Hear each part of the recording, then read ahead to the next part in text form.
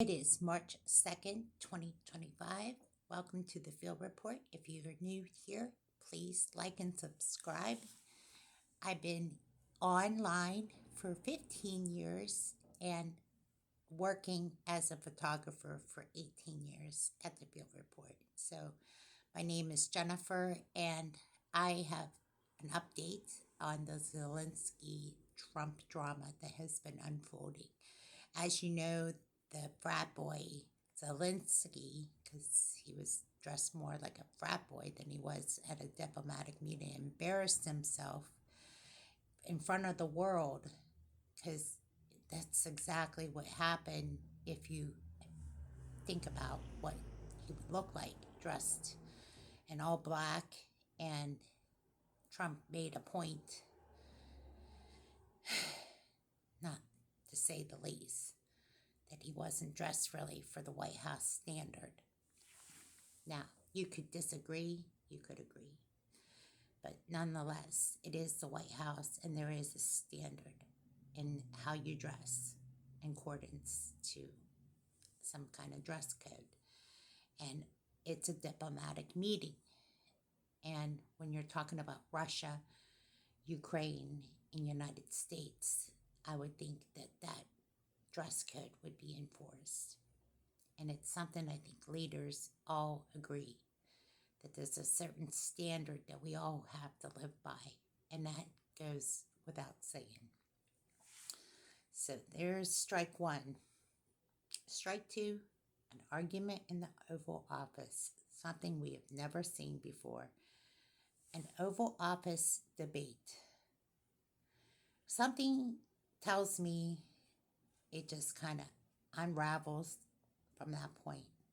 Seeing him leave so quickly and get kicked out of the White House, that being Zelenskyy, was just made for a movie.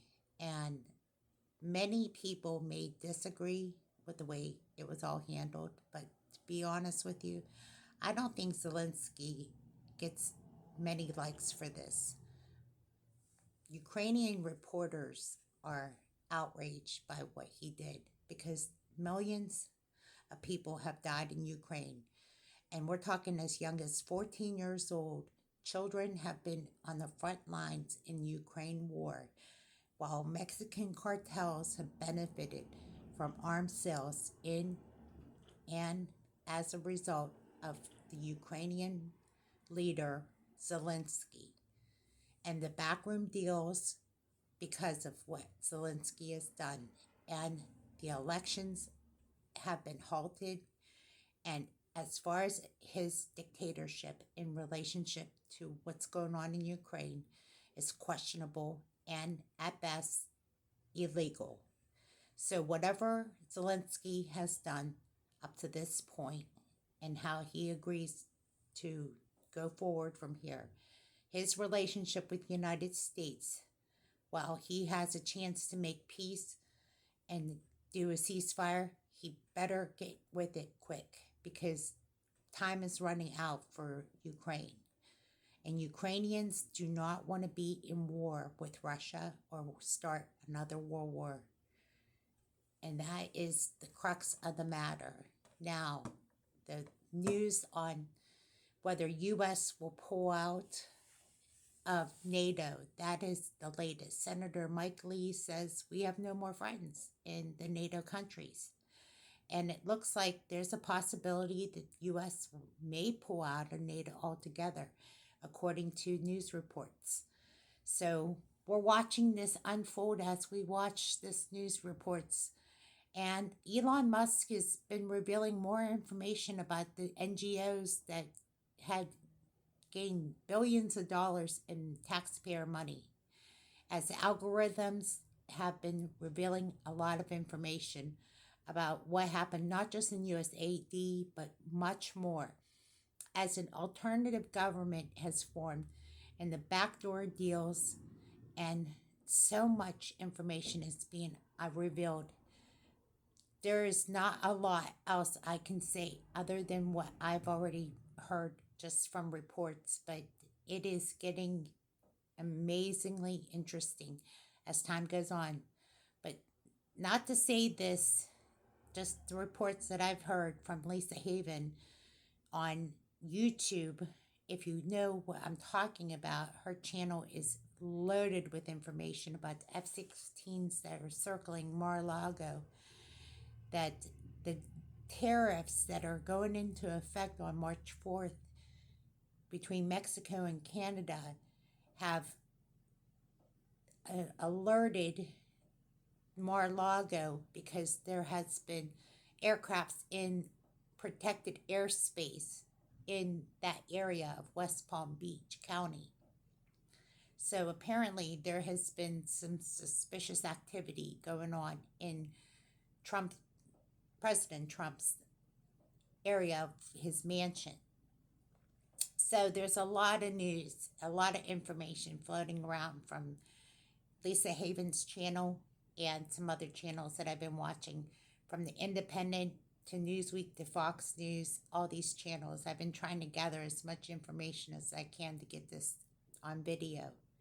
But the main issue here is how Zelenskyy handled himself and what is the future here with President Trump and Zelenskyy. And I can say that just watching what I've been watching, I don't think that it's the end of the deal with Zelenskyy.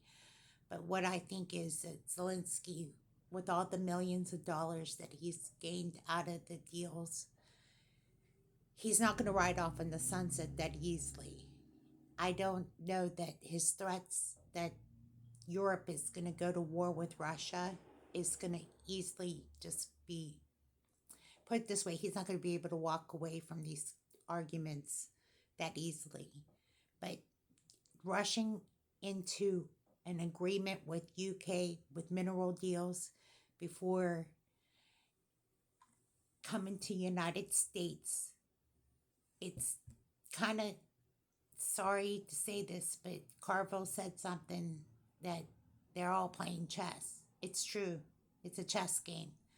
In a lot of ways, I think Trump and the Trump administration already knew that they were already playing this game, because that's basically what was going on, is that Zelenskyy already knew the answer to the question.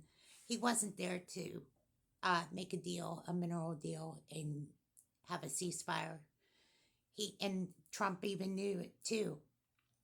In fact, Mike Lee said that they were in Munich and they were prepping him for, Senator Mike Lee and Secretary of State Marco Rubio were prepping him for the meeting with Trump. And they both agreed that it didn't look like this deal was going to go through. By the time he came to meet with Trump, it was just, it just fell apart. So Zelenskyy already made a deal with UK and the mineral deal for securities. And what happened was that deal was already made long before he even met with Trump. So he's playing games here. That's why we're realizing a lot of this stuff is there's a big smoke screen if you follow the whole, proverbial ball, and you see what Zelensky's doing. He's a mastermind of BS. And in a lot of ways, what he's done to his own people is criminal in itself. There's a lot more news. If you follow the information and you follow what's going on, the meeting between Russia and United States is yet to be set and decided what's going to happen and what will happen in the future. But right now, there is no peace deal. There is no possibility right now of anything happening. And we will see what will happen if U.S. pulls out of the NATO alliance. And that's it for my report. Thank you for watching. God bless.